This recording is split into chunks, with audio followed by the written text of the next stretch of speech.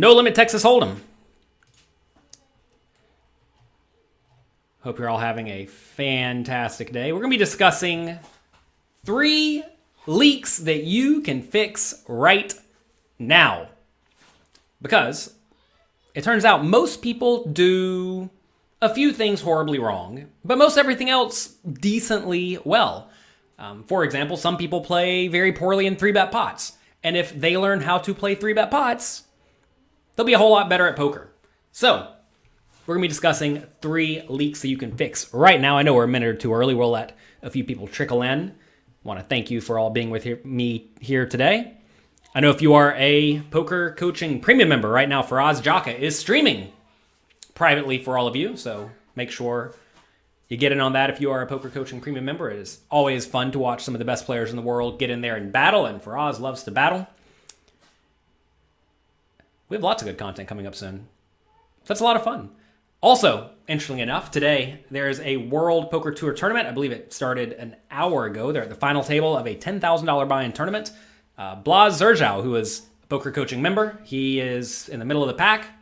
And Poker Coaching coach, Draft Ganger, Bert Stevens, is also at the final table. So 2 people who are involved with poker coaching are there at the final table. First place is $1.7 million. If you remember Blaz from last year and a half ago, he turned $5 into $1.3 million. This time, he satellited in for $100. He apparently doesn't want to buy in. Just why not get in for $100 and turn it into $1.7 million, you know? You might as well. So anyway, I'm looking forward to seeing how all of that goes. Lots of good things happening for us and our community. So thank you very much for being here and being part of it. Is that happening right now? That is happening literally right now on Party Poker. All right, let's get to it. 3 leaks that you can fix right now. Understand, to crush small stakes games, you must learn to play a fundamentally sound strategy, which is exactly what we teach at pokercoaching.com. And by fixing just a few leaks that you have, you can massively improve your win rate and gain a decent edge on your opponents. And today, I'm going to teach you 3 common leaks that small stakes players make and how to stop making these mistakes so you play substantially better poker. Okay? So, leak number 1 is not 3-betting anywhere near often enough. What a lot of people do is they get the charts that we have at pokercoaching.com. Also, we have an app. If you're a Poker Coaching member, just search Poker Coaching in the iTunes or Android App Store to get full game theory optimal charts for lots of scenarios. It's been a big project. I'm happy we did it for all of you, and I'm glad that you're all enjoying it, so make sure you are taking advantage of that if you are not already. They look at the charts, and they see that some hands should be 3-bet as a bluff. But then they just don't do it. For example, under the gun or under the gun plus 1, under the gun plus 1 or under the gun plus 2 against an under the gun raise first in, you are supposed to have some 3-bet bluffs in your range. And you see here, like King 10 suited, King 9 suited, Ace 5 suited, King Queen offsuit, Ace Queen offsuit. These are bluffs. And when you 3-bet that Ace Queen offsuit and you get 4-bet, it's okay, you can fold. You 4-bet with a good strong blocker hand, they 4-bet you and you get out of the way. And that is A-okay. Let's move around here to, let's say, button versus the low jack, right? Low jack is under the gun, 6-handed. You see, you're supposed to still have some 3-bet bluffs. Most of the time, you're going to be 3-bet bluffing with hands that are at the bottom of your calling range when you are in position, and then slightly more linearly when you're out of position. That's just going to be a lot of your best hands. But you see, Jack 8 suited. Are you 3-betting that Jack 8 suited from the button? A lot of people don't. A lot of people just call or fold. And the thing is like, I can give you these charts, and they're all available on pokercoaching.com in the tool section. But if you don't use them, it's not actually all that useful. So what a lot of people do is they 3-bet the best hands, but then they chicken out with the weaker hands. And that is not ideal. You want to make sure you are actively using these charts and making the best play. So these are 75 big blind stacks. And as you get shallower, the strategies are going to change just a little bit, right? For example, let's take a look at button versus low jack or hijack. You see you're 3-betting 6.9% of hands here, 3-betting 8.9% of hands when you're deeper stacked. And that's because your positional advantage is magnified as you get deeper stacked, which lets you play more bluffs. So it's important to realize 75 big blinds to 40 big blinds it changes just a little bit. And you need to make sure that you're not just using the same strategy in all scenarios. But for the most part, a lot of players do not 3-bet nearly often enough, and that's going to result in them not winning as many pots as they could, not maximizing their equity. You may say, but my opponents call every time I 3-bet them. Okay, well, you should adjust then. If your opponents are going to call you literally every time you 3-bet, you should 3-bet with a wider range for value. It's important to make sure you are actively adjusting your strategy such that you are taking advantage of whatever your opponents do incorrectly. Also, interestingly enough, take a look down here. 40 big blinds deep, you see these hands in blue? These hands are actually shoved all in over a raise from the button. A lot of people, when they're playing 30 or 40 big blinds deep, do not have an all-in strategy at all, but it is part of a good, fundamentally sound strategy, so make sure you are actively using the charts. Also notice some 3-bet bluffs. Ask yourself, how often do you 3-bet bluff the queen 6 offsuit from the big blind against the button raise? A lot of people literally never do it. They never do it. Same thing with like king 6 offsuit, king 5 offsuit, ace 2 offsuit. A lot of players just call or fold these hands.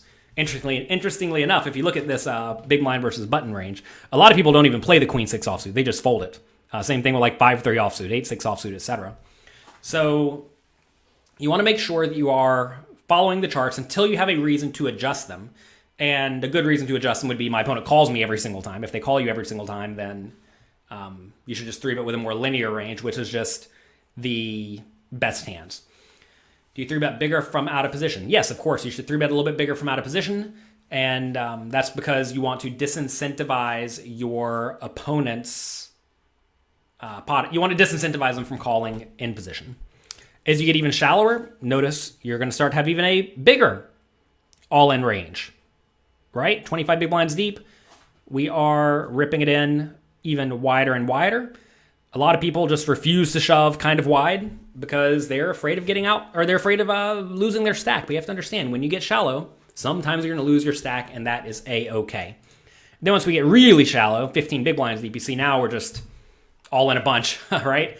If low jack raises and you're in the hijack seat, you do not have a calling range. Ask yourself, 15 big blinds deep, do you ever call from the hijack seat? And you pretty much should not, unless you are against perhaps just like a really, really strong range, and that's just usually not going to be the case. Does this strategy change when there's payout implications involved? Yes, of course. Anytime there are payout implications involved, your strategy does change.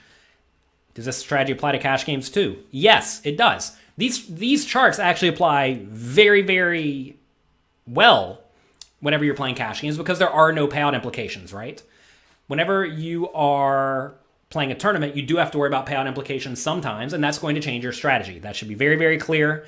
We discussed this thoroughly as well at pokercoaching.com, but we're not going to get into that today. So anyway, I think a lot of people know that we have these charts that are the implementable GTO charts, and we also have these straight GTO charts in the Poker Coaching app, so make sure you are using those. But you actually have to do it. So many people know they should do it, but they just don't do it. My dad was a good example of this. About, 10 years ago now, I was teaching him how to play poker, and there's a spot where basically hijack versus low jack, this exact scenario right here, low jack would raise. He'd be sitting there with queen jack suited in the hijack seat, and he would always call and see a flop every single time.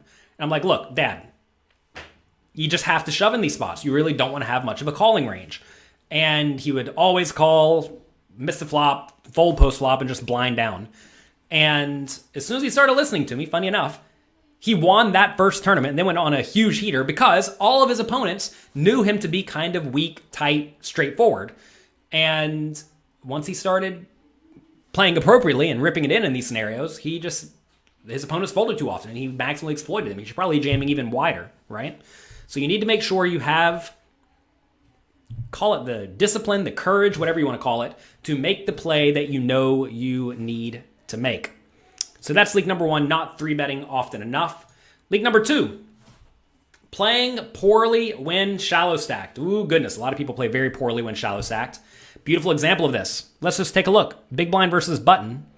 In this scenario, 15 big blinds deep, if the button min raises, you see you should call with every single suited hand. Well, or at least you should play every single suited hand. And you should really only fold the absolute worst hands, the bottom 25% of hands. And even then, like, I think it's perfectly reasonable to call with even more of these hands because this chart assumes the player on the button plays perfectly. And the player on the button does not play perfectly. They just don't do it, right? They're going to be making post-flop mistakes. So you actually get to defend even wider than these charts recommend in a lot of scenarios, especially from the big blind. Like, take a look at this, right? Big blind versus the under-the-gun raiser. Are you defending the 10-7 offsuit and the Queen-7 offsuit and the King-5 offsuit and the 3-2 suited against a big blind, or against an under-the-gun raise when you're in the big blind, playing 15 big blinds deep? Most people don't. So they end up playing way, way, way too tightly. They think in their mind that the goal is to just get all in with the nuts. So they try to only play good hands and they try to only put their money in when they have the definitively best hand or close enough to it. And if you do that, you are pretty certain to blind out unless you just get hit by the deck. I once actually had someone who's made the final table of like the World Series main event and a few WPT tournaments brag to me about how he was so proud of his short stack skills. He would sit there, he'd be tight, tight, tight, tight, tight. Someone would raise, he'd rip it all in with ace king and get called and double. Then he'd be tight for a long time more, do the same thing over and over, and he always got it in good. The problem with always getting it in good is that you blind out a ton, and whenever you lose one of these all-ins where you have your ace-king against a king-queen, which is going to happen sometimes, you're just out of the tournament. So you'd much rather be willing to take risks and give yourself the opportunity to get a hold of a big chip stack, because once your stack does start to become kind of shallow, especially if there are no payout implications whatsoever, it's just not all that valuable to be sitting there. And this applies to cash games too. I know some of you are saying, does this apply to cash games? Look, all this stuff applies to cash games. And if you're playing shallow stacked in cash games, you really need to be getting it in pretty aggressively. And that's because quite often in cash games, people raise a little bit wide. You can then jam on them. They're going to call. You're going to be in a flip, but there's going to be some dead money in the pot, or you're going to be slightly ahead. And that's good. You're just going to be printing money.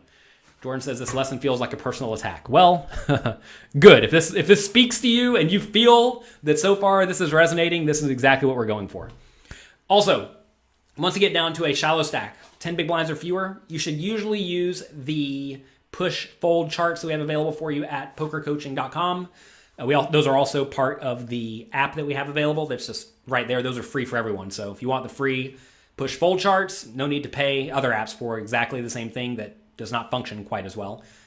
You can check that out. Just search Poker Coaching in the app stores and it'll come right out for you. Post-flop, when short stacked, there is merit to protecting your equity in the pot instead of when you're deeper stacked, like protecting the remainder of your stack. Because once you get shallow stacked, if you have the best hand the majority of the time, even if you're going to get it in bad when all of your money goes in, it's usually okay. It's worth that risk, especially if your hand is likely to be outdrawn. So this means hands that may be viewed as marginal when you're 100 big blinds deep are now good enough to get all in. So let's take a look at an example of this. Someone raises 2 big blinds, or playing 15 big blinds deep. You should know, you just learned, you can defend literally any 2 cards that are suited in this scenario, right? So we call. Flop comes 8-6-2. We check, opponent bets 2,200. And at this point, we know we are not folding this hand. We are not folding this hand. We're getting our money in. So the question is, do we want to call or do we want to raise? And I think in this scenario, we have a pretty easy raise, because if you think about the opponent's range, it's going to contain a whole lot of high cards, like Queen Jack or Ace King or Ace 10 or hands like that. And the problem is that we don't actually know which turn cards are bad. And also, if you think about this from the opponent's point of view, if we check call, we're not really giving them poor odds, right? I mean, they essentially put in 2,200 chips into a pot that's going to be 10,000. So will they get there 22% of the time, or realize 22% equity? The answer is, of course they will. So this is a situation where we need to raise. And in this spot, with hands exactly like this and our decent draws that can very happily get it in, we probably just want to go for an all-in. If we have our best made hands and our best draws and some draws that are kind of junky, like 7-4, right, for a gut shot, those hands would probably rather raise small. So this is an intricate scenario where I think you probably want to have an all-in raise, and you also want to have a small raise size with various portions of your range. But I think I like going for a jam here. But A small raise could also certainly be fine. If you do raise small, though, and your opponent puts all their money in, you cannot fold in this scenario. Okay? So we do get it all in. Opponent folds, we move on with our life, nothing to see here. But this is a spot where I think a lot of people make the immediate error of just folding pre-flop because they think, well, 6 high, what am I going to do? And then on this flop, they'll check call or even check fold because they're afraid of running into a better hand. And that is a big, big, big mistake. Do the payout implications change what you should use in a shove or fold scenario? Yes, of course. Payout implications in tournaments matter. That's what makes tournaments difficult. That's one of the reasons that the bots and the solvers and whatnot have a difficult time with poker tournaments, and it's why they've maintained a huge amount of profitability online compared to games, well, like cash games, especially in the on the unpoliced sites. And it's important to recognize that that is a lot of, like, understanding how payout implications matter is a lot of the skill of poker tournaments. And like we said, we discussed this thoroughly in depth at pokercoaching.com in the classes and in the courses, so make sure you are making use of that. All right, third leak, number 3. Playing too loose in multi-way pots. So it's important to understand that when many people see the flop, as they often will do, especially in these small stakes games, someone is likely to flop something. And if it's not you, it's very likely going to be one of your opponents. So you usually want to proceed somewhat cautiously in post-flop multi-way scenarios, especially when 2 players show very, very clear interest in the pot, because they are also aware that someone probably has something and they're still willing to put a lot of money in. So if 2 people are willing to put a lot of money in, then you need to be very, very cautious if you do not have a premium hand. So let's take a look at 2 examples of this. We have ace-5 of spades. We raise it up. Easy raise from basically any position. You can raise ace-5 suited in most spots. Flop comes ace-jack-2. So we have a very clear marginal made hand in this scenario in my mind. Big blind checks, and we can go 2 different ways in this spot. We can either check, looking to check call against a bet, or we can bet, looking to, proceed cautiously on the turn if we do get called. And I think both plays are certainly reasonable. I typically check in this spot because if you do bet and get raised, it's just like miserably bad. But I could get behind betting if you think your opponents are going to play very straightforwardly. Michael says, Faraz Jaka, one of our coaches, recommends checking a lot in multi-way pots when out of position. Yeah, you should. I recommend the same thing as well because it's good poker. A lot of people are not fully well versed on how to play multi-way pots because there was not for a long time a good solver that explained these scenarios. There is a program called Munker Solver that's been out for a few years now that takes a lot of resources to get solutions from in terms of just like computing power. But we've done a lot of that at pokercoaching.com, and we know that you should be doing a whole lot of checking from out of position in these spots. So that's what we're going to do. However, this time under the gun bets, which, like I said, could be defensible. Cutoff calls and big blind calls. So now, once this action happens, what thought process should be going through your mind? Well, in my mind, at this point, we're either ahead of 2 draws or something like Queen Jack, or we're just very, very far behind and in very, very bad shape. So if we're in very, very bad shape sometimes and, barely ahead other times, what do we want to do on most turns? And the answer is not put in any more money. So even though we have top pair, this is a hand that looks pretty good. Top pair is normally good. In a multi-way pot, especially when the cutoff and the button here very likely just have a decent amount of hands like ace-queen, ace-jack, ace-10, ace-x suited, all of which, or most of which, beat my hand. This is a scenario where we should proceed very, very, very, very, very cautiously. You want to lean towards smaller or larger bets in multi-way pots on dried boards compared to heads up. Typically in multi-way pots, you're going to want to be betting with a generally polarized strategy, your best hands in your draws. So when you're betting with a polarized strategy, typically you're going to want to bet using a large size in most scenarios. Not always, but most of the time. And the reason is like, say you do flop 2 pair or something in a multi-way pot. You don't really want to bet small and give your opponents really, really good odds to outdraw you with their top pair type hands, especially when they'll call a bigger bet size, right? So usually you're going to be betting with a polarized range in a lot of scenarios, multi-way. And when you're betting polarized, you want to bet big most of the time. All right, turn is a 9 of diamonds. Like right here, I'm just in check fold mode. We now lose to random jack 9.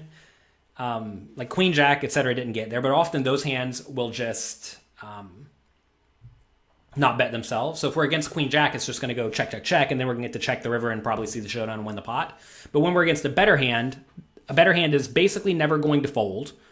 And if a better hand is basically never going to fold, but some of the worst hands will, like Queen Jack will occasionally let go in this scenario, we do not want to put any money in the pot. So our hero does check this time, which is good. Cutoff bet's $40. I would just fold here. I don't see any purpose in continuing in this pot. Like, yes, you do beat some draws, but that's really the best case scenario, right? I mean, what are we really hoping to be against here? Like King 10 of clubs? The thing is like if we check river and King 10 of clubs goes all in on basically any river, I mean, they're going to get us to fold some portion of the time.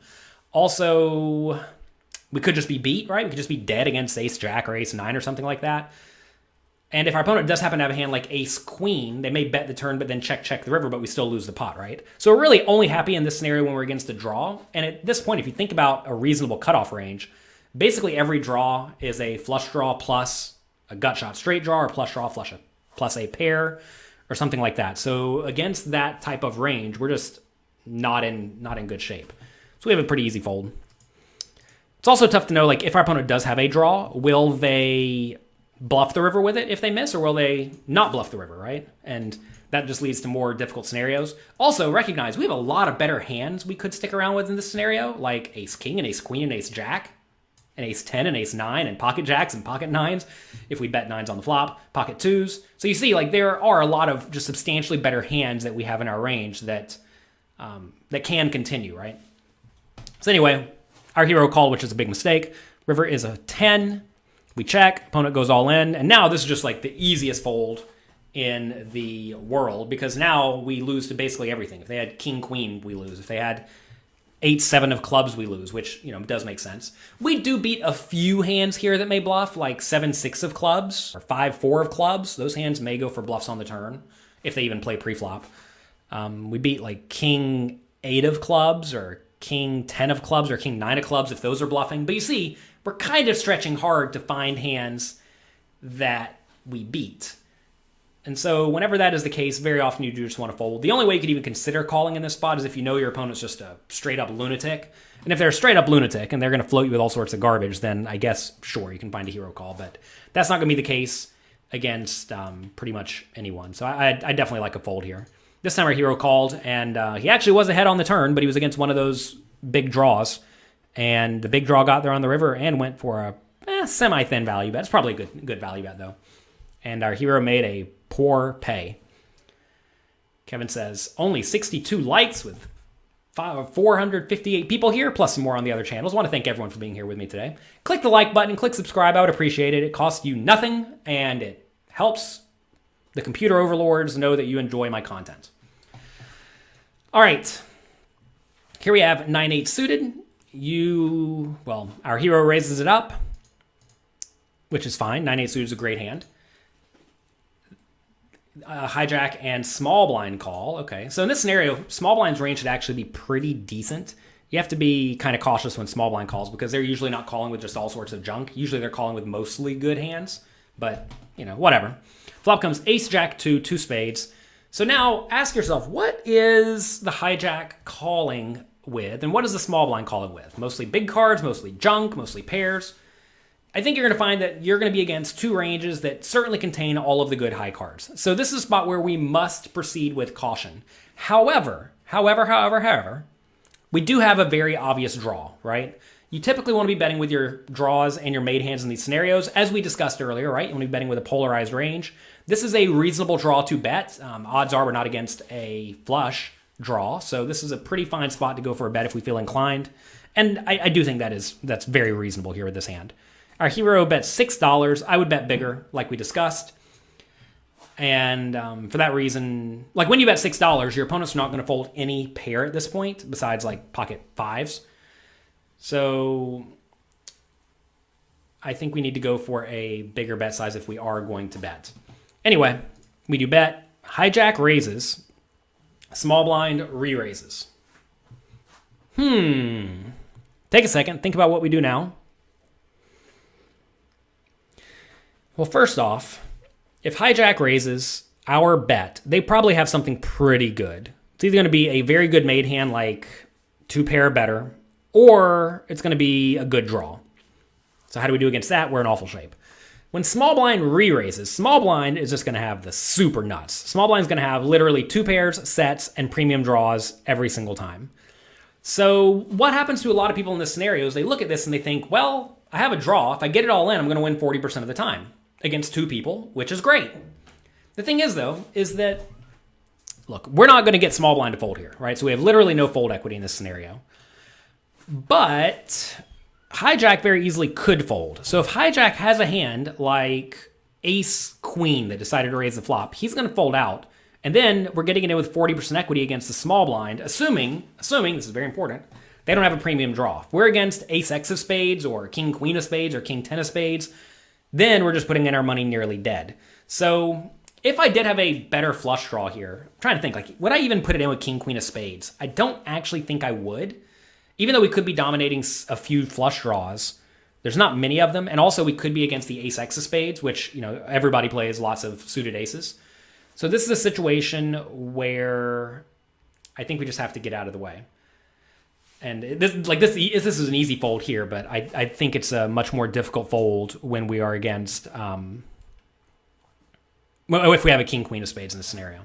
Anyway, in this spot, our hero decided to rip his money in, gets 2 callers. And a lot of people here are thinking, yes, I got what I wanted. I have 40% and I only put in 33% of the money.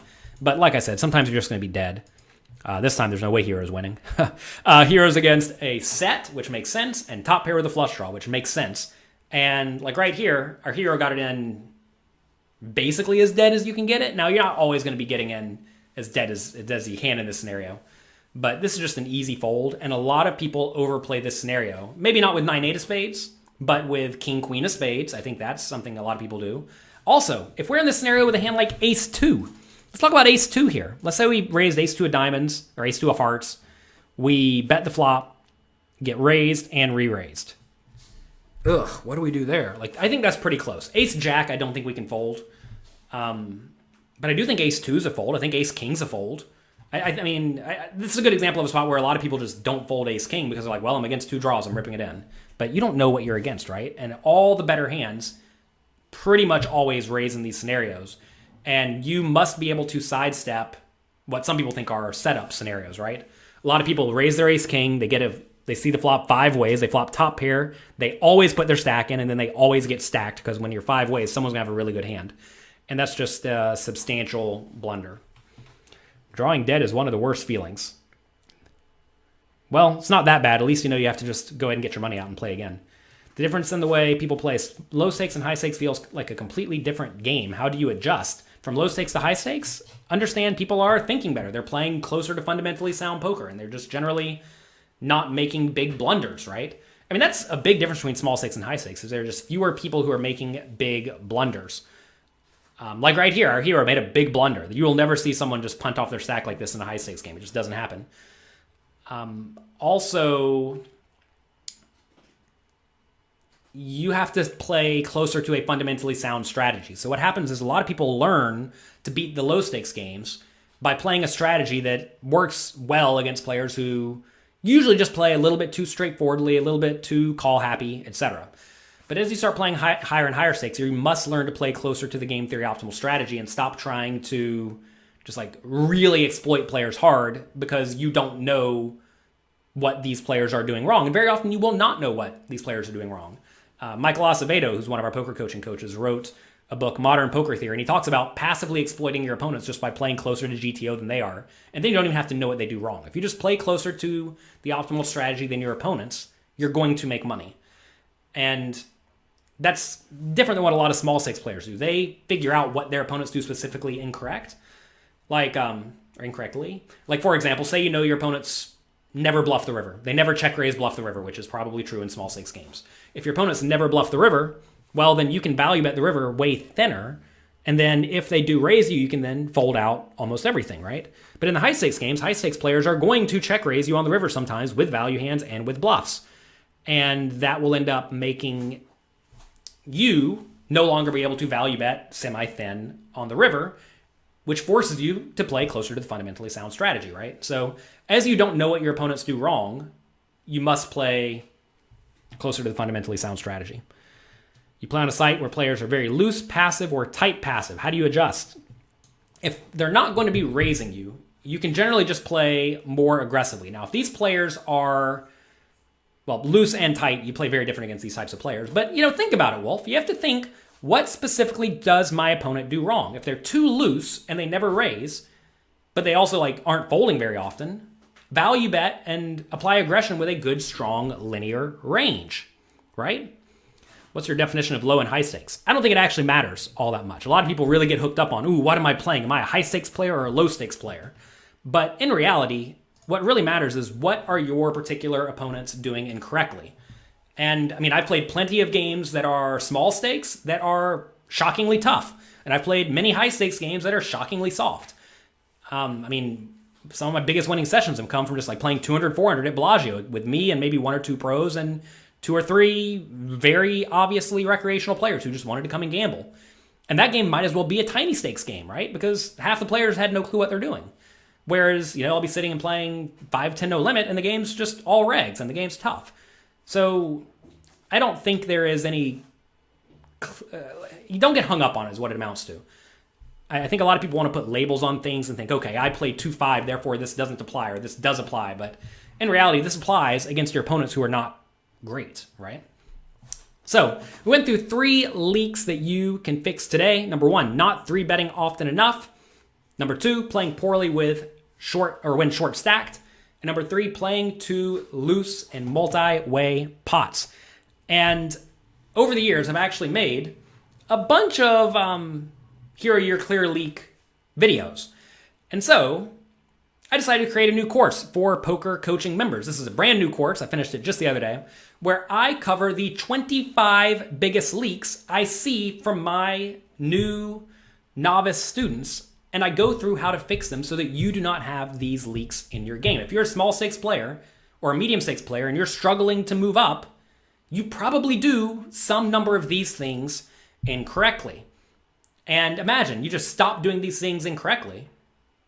It's going to give you a substantially larger win rate. For example, if you just never 3-bet bluff, you're leaving money on the table. And if you just start 3-bet bluffing, you're going to make more money. So here are the leaks that we go through. I'm just going to pick some random ones here. Let's take a look at this one. Failing to exploit opponents in 3-bet pots.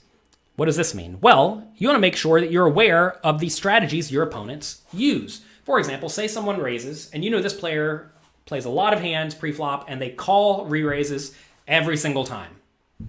Okay, what do we do against them? Well, we stop 3-bet bluffing, and we start 3-betting entirely for value with just a good, strong linear range, right? But if you just use the GTO strategy, like we already outlined here, you're going to be making errors against your particular opponent. So you want to make sure you're exploiting what your opponents do incorrectly. Here we have a bunch of post-flop leaks. Turns out there's a bunch of things you can do wrong post-flop. Let's just pick a random one here. Well, we already talked about this a bit. Not value betting thinly on the river, especially in the small stakes games, which, again, this course is not designed for world-class players who are playing the high stakes. This is designed for people who are playing small stakes and medium stakes games. Most of your opponents are never or rarely going to check raise you as a bluff. So if they're basically never or going to check raise you as a bluff, that allows you to value bet slightly thin because you're not so concerned with getting raised. Also, you're going to find a lot of the small stakes players call a little bit too often on the river, especially if you give them good pot odds. So, never against a good player would you just take all of your marginal made hands and value bet them using a small size because that's very obvious. But in the small stakes games against players who aren't paying attention, and they're going to call you with any sort of middle pair if you bet a third pot, you should be betting a third pot with your top pairs in most of these scenarios because you're not going to get raised as a bluff very often, and your opponents are going to make calls that are just too loose. And so that allows you to perhaps not bluff quite as often, or if you want to get really exploitative, bluff using a big size. Imagine you bet pot on the river and your opponent folds almost everything, and you can bet a third pot on the river and your opponent calls with almost everything. Well, now you have set yourself up to be in a scenario where pretty much all your bluffs get through and pretty much all your value bets get called. I know that sounds very simplistic, but that really is how it works against a lot of players who are playing the small stakes, who aren't winning in the small stakes, who are just playing their cards and some system they have in their head that is relatively basic. And you want to make sure that you are maximally exploiting that. Another one down here, having fancy play syndrome. So many people want to think they are the best poker player in the world, whereas in reality, you make a lot of money because your opponents make mistakes. If you're always trying to make these fancy plays against people you don't actually know and don't actually have any sort of real read on, that's going to result in you just making substantial blunders. So I would definitely recommend you get fancy play syndrome out of your mind. If you're out there, trying to stir up trouble and battle with people and check raise, bluff them on the river, and you want to show them your cards and make them feel sad, if that's how you approach poker, I think you're doing it in a very incorrect way.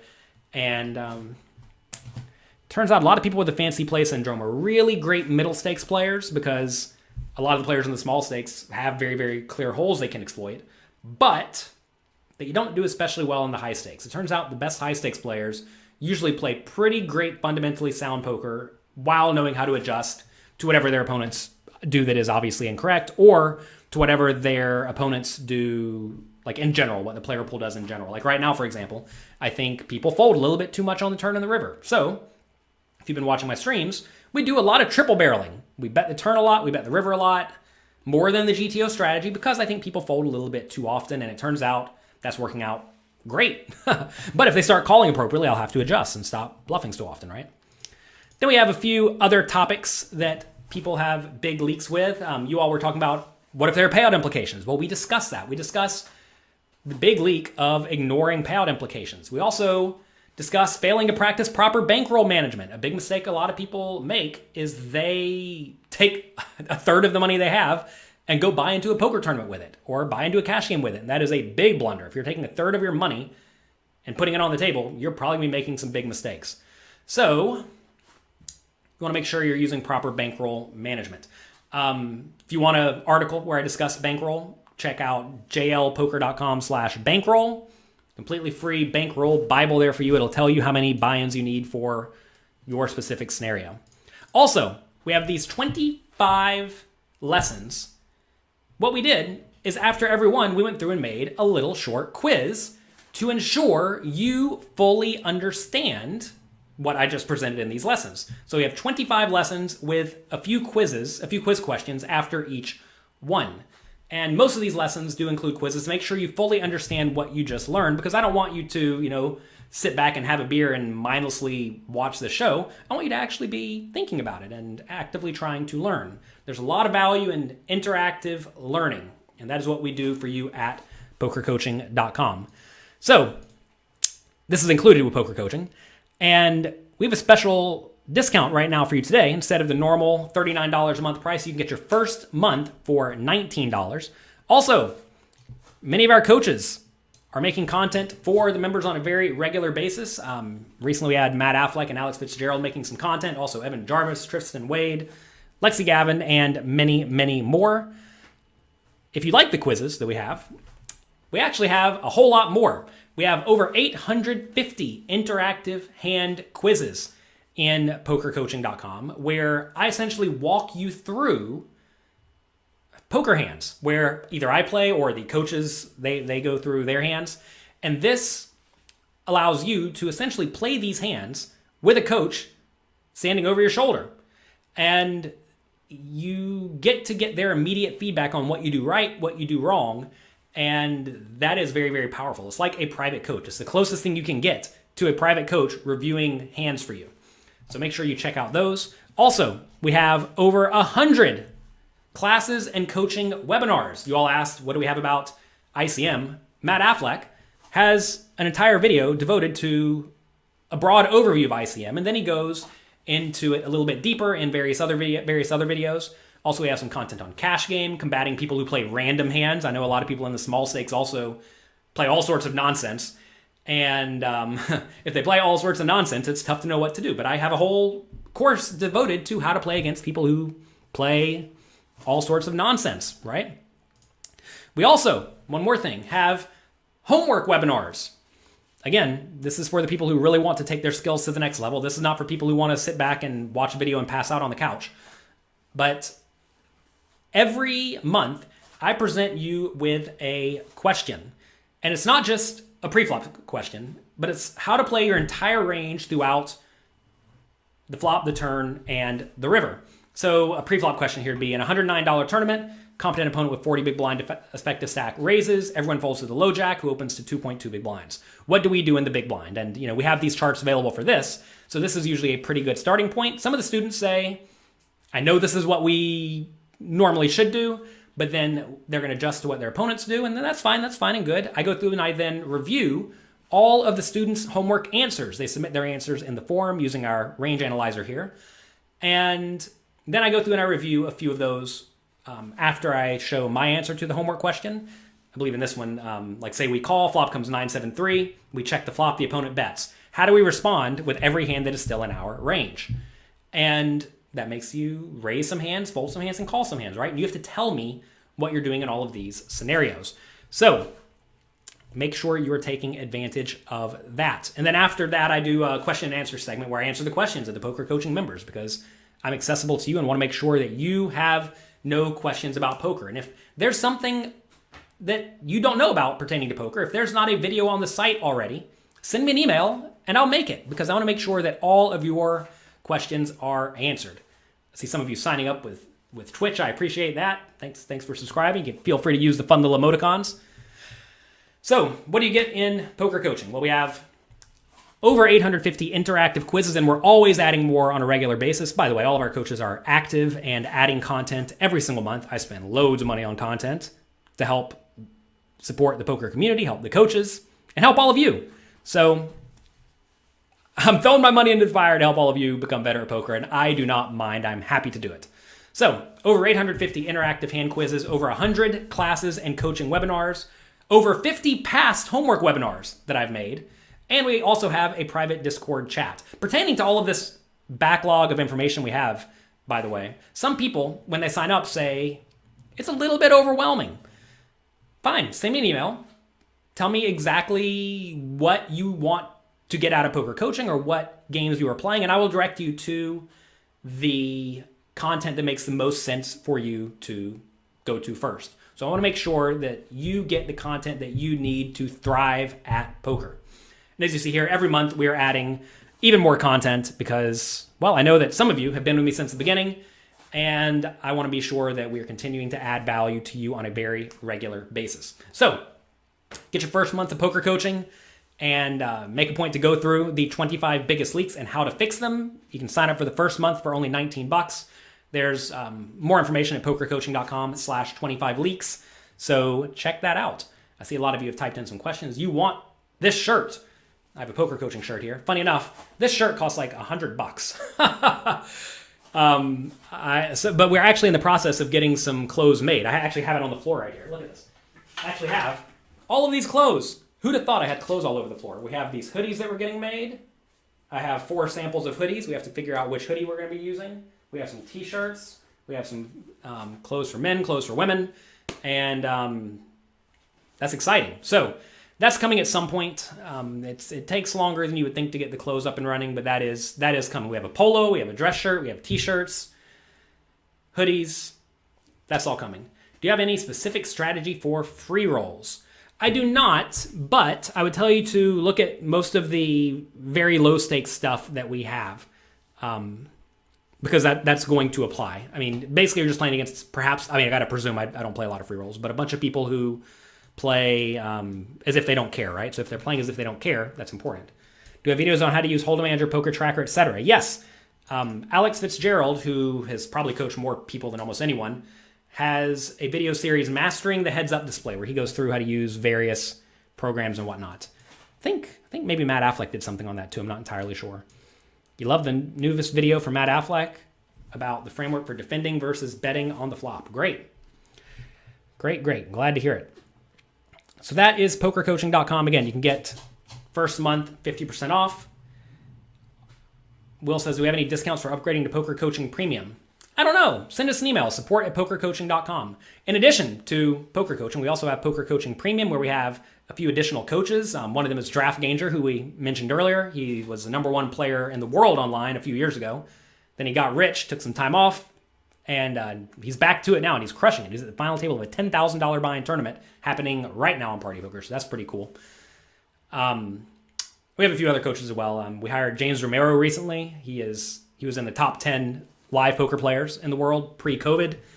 So that's great. I mean, look, I am hiring people who I want to learn from. I'm a lifetime student of poker, and I recognize fully that I need to be getting content from the best players in the world to help all of you crush the game. But anyway, if you have any questions about billing, which content you should consume first, anything like that, send us an email to support@pokercoaching.com and we'll do that. Okay? Good. Legendary Anime says, can you send us hands to get our thoughts on it? So we have a forum and we have a Discord where you can get on and interact with myself, some of the other students. That said, we do not just review everybody's hand histories because that would take us forever. We have loads and loads and loads of members because we are providing lots of great value at a relatively cheap price. And we are actually in the process of working on my next course where I'm going to be reviewing hands for the students because I know this is something that you all want done. So we're going to try to get it to where we can get all the hands. I can get it in a good reviewable manner, and then I'll be able to review it for all of you. So that is something that we are working on. It is something I do want to provide for all of you because, look, in reality, if you send me an email and you send me an email once a month, I'm going to answer it, right? I mean, I get hundreds of emails a day, and it's a bit of a hassle to go through all of them. But look, I realize that you are my students, and I'm happy to help you in any way that I can. But if you send me 10 hand histories every day and want me to go through them, clearly that's just not going to work. Tell us about your new book. I have a new book that was released recently. Excelling at tough no-limit hold'em games. Hey, there's DraftKings right there. Apparently he took 7th place, someone said. Spoiler alert. Anyway, I am a advisor for the Pokar backing group. They back a lot of online players. And essentially, I got to work with many of their coaches, some of them literally the best online players in the world, to make this book where we go through some of their areas of expertise, some areas that are fun. Lots of solver work in here. I learned a lot from the making of this book. Like I said, I'm either hiring the best coaches who I know work very well with students of, low-level students and mid-level students playing small, medium-stakes games, but I'm also hiring the literal best poker players in the world to learn from them and to work with them. Interestingly enough, we have a guy who I didn't even really know before I started working on this book, a guy named Vlada Stojanovic.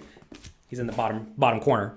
And just the other day, he won $1 million on PokerStars. He won the $10,000 buy-in stadium series. So congrats to him. Ship it. Also, we have John Van Fleet making content in this book.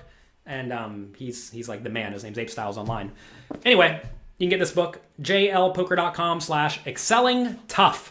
These two giant words here. jlpoker.com/excellingtough. Check it out. It was just released the other day. Seems like people are getting it shipped to them immediately. So that's good. Check that out. If you have any questions, though, let me know. I'm happy to answer them. I'll answer your questions for a little bit longer. How often do you use Pio? So I outsource all of my Pio solutions at this point. I have 2 people who work with me. I have a team of employees who will go through and run basically whatever I need them to run for me because that takes time, that's tedious, and I try to outsource stuff that I personally do not want to spend much time doing. Believe it or not, I'm busy. I think a lot of people think it's just Jonathan Little here running this thing, but I have a team of employees to manage. We have a bunch of coaches. I think we have 10 coaches total at the moment. And it's a lot. It's a legitimate business here. And inevitably, I try to outsource things that anybody can do. Well, most anybody can do. And so solver work, I try to outsource to the best of my ability. Some stuff you can outsource, some stuff you can't. Like uploading videos to YouTube, for example, right? You can outsource that kind of thing, but like writing a poker book, that is a unique skill of mine that most other people can't replicate, right? So whenever you are trying to scale up, whatever you're doing in life, try to find things where your work is replaceable and have other people do it. And then things that are not replaceable, like me doing this webinar right now, right? I, Jonathan Little, need to get on here and do this webinar for all of you. And if it was somebody else, I don't think it would be quite as impactful. So make sure that you know what you are really good at, and then make sure you are maximizing what you are really good at. Which is more user-friendly, ICMizer or Hold'em Resources Calculator? I mean, I'm kind of partial to ICMizer. It's always worked great for me. You can see some videos on YouTube. If you search Jonathan Little ICMizer, you'll see me working with that. So check that out. We're all talking about Tunica for some reason. I had my first live tournament cash in Tunica, Mississippi. Would you believe that? I thought I was going to be the best poker player in the world when I was 21. I was a good online player. I showed up. I cashed the first 2 tournaments I played. I'm like, okay, this is easy. And then I had a horrible year. My first year of live poker was terrible. Why? Because I did not fully understand the differences between sit and goes and poker tournaments. In sit and goes, the top 30% of the field gets money, whereas in poker tournaments, the top 2 or 3% of the field get most of the money. And I was playing a bad strategy back then, but I quickly learned, and we turned it around in the second year. In the second year, we had quite a few scores, so it all ended up okay, but I did not have a good first year of live poker. Turns out, you need to get some experience, you need to get information. I didn't really have anyone to tell me that I was playing. Actually, I eventually found people to tell me that I was playing poorly and that I had to adjust and get better. I mean, like I said, I'm certainly not the best poker player in the world. I'm definitely not the most gifted poker player in the world. I am good, though, at making friends and having people help me, and very often I'm helping them in return. It turns out, if you help each other and you build up each other, at the end of the day, all of you become quite great. Whereas if you're always out there trying to crush your opponents, both at and away from the table, and tear them down, turns out nobody's going to want to work with you. And if you find that all of your doors are closed, it's probably because you made everybody mad. And you don't want to make everybody mad. You want to make everyone happy, and you all want to thrive together. And I'm happy that I have developed a community of, people like all these coaches who are happy to work with me. We have the poker coaching coaches who are happy to work with me. We have another book, Excelling at No Limit Hold'em, featuring some of the best live players in the world, all happy to work with me. And it's because they know I'm going to do good work, do what I say, provide immense amount of value to my fans and their fans, and help everybody improve just a little bit and have a lot of fun. All right. Have you read about real-time solvers? Those have been around for about a year and a half as far as I know. I mean, I'm not going to go too deep into it, but those have been around for a while.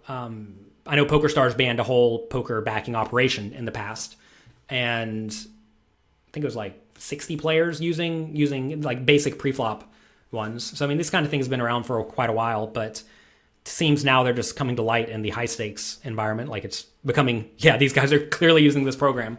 I obviously think things like bots and real-time solvers and whatnot should not be allowed. The sites need to make it very clear what is allowed and what is not allowed. In my ideal world, you would make online poker kind of like live poker. That would be bad for Jonathan Little personally, because I'm happy to sit here and play 20 tables at a time using a heads-up display.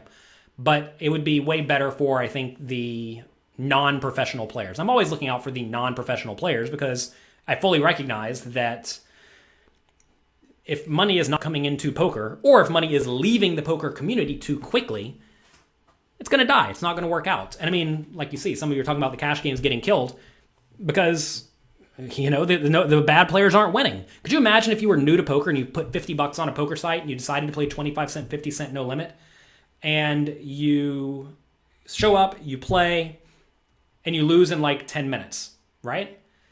If you lose in 10 minutes, why are you even playing the games? It's like, it's no fun. There's no point in it. And if you are going to just lose every time you play, the game's no fun, right? So if the game's no fun, why are you going to play? Well, the answer is you're not. And so you want to make sure that recreational players have at least some chance to win. And you do that by, in theory, taking away some of the skills of the big winners. And some of the skills of the big winners are things like heads-up displays and real-time solvers and whatnot. But if something is, not against the rule, feel free to use it. That's why we have the website, pokercoaching.com/HUD, or HUD. A lot of you ask, what heads-up display do I use and how am I doing it? And I tell you, because it's allowed on various poker sites. So make sure you're making use of the resources that we have available to help all of you succeed at poker. So that's going to be it for today. I want to thank all of you for being here. Juan says, the way we teach helps you learn a ton. Well, good. I'm glad to hear it. I am glad to hear it. Are you able to discuss the random number generator on various poker sites? I don't know anything about the random number generator on various poker sites. I do not think any of the major sites are rigged at all. I know a lot of people want to say, oh, the site's rigged, I lost all my hands, but they're not. And if they are, I guess I would be surprised. Look, if you're willing to put your money on a poker site and play it, I would hope that you would think the site's not especially rigged. That said, I'm not worried about that. Every poker site I've ever played on, I've been profitable on. So it's not like I'm showing up and I'm sitting down and I'm just losing money all the time. And it'd be different if I was like losing money all the time. Then you have to wonder what's going on, of course. But I have a pretty big sample of, experience and data that shows I'm a winning player. So if we're losing over some long period of time, it may say something's up, but I've never experienced that. Are solvers a good learning instrument? I think for the vast majority of people, you should sign up for poker coaching and watch the content we have with our coaches going through solvers for the most common scenarios. I don't think you need to spend $1,000 on a solver and buy a supercomputer to run various simulations. I think that we have done a pretty great job of showing you all the common spots and then extrapolating on those to whatever your opponents do incorrectly. So I don't think that is mandatory. How long will it take you to get through these 25 leaks? Well, there's 25 of them. So they each last between maybe 10 and 30 minutes. So let's say it's 15 minutes on average. Let's just pretend. What's 15 times 25? Can't even do that math. Let's get out the calculator because Jonathan Little's bad at math. Have 15 times 25. 15 times 25 equals, divided by 60 equals, so that's 6.25 hours. Is that right? I think that's right. 6.25 hours it'll take you to get through the course, roughly. Plus, there are some quizzes. We're not necessarily counting for those, so I don't know. Call it 6.5 hours. I don't know, something like that.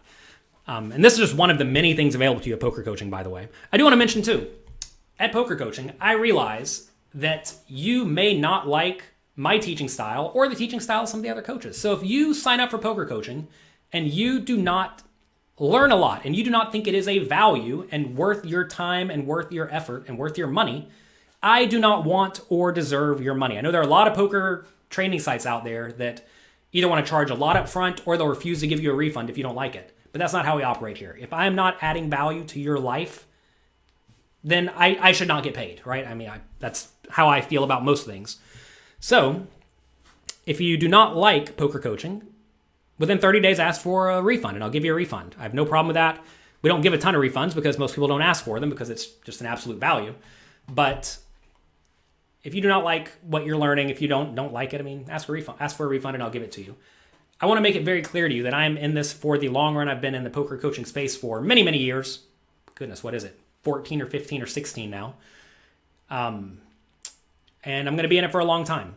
So I'm here for the long run. We're not quitting. We're going to continue uploading content. A lot of other poker training sites out there want to charge you a lot of money up front for like 10 hours of content.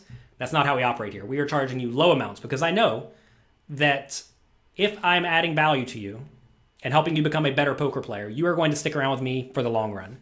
And you may end up even paying me more than the $1,000 courses if I add substantial value to your life. I mean, what ends up happening, people come to me, they're playing, small stakes games, struggling at small stakes games. They get better at poker. They study my work. They start winning. They start winning 20 or 30 bucks an hour. They continue studying a little bit more, get a little bit better. They get to the point where they can win about 100 bucks an hour. What would it be worth to you to go from winning $0 an hour to 100 bucks an hour? Like, what's that actually worth to you long term? Is it worth $1,000? Would you pay $1,000 if you knew that could happen for sure? Now, obviously, it can't happen for sure. Like I said, if you ever want a refund, ask for a refund. I'm happy to give it to you. But that's what we are trying to do. We are helping you get substantially better at poker and improve your life at the end of the day. Because if you can get to where you can make 50 or 100 bucks per hour from poker, that's just going to add a substantial amount of value to your life long term.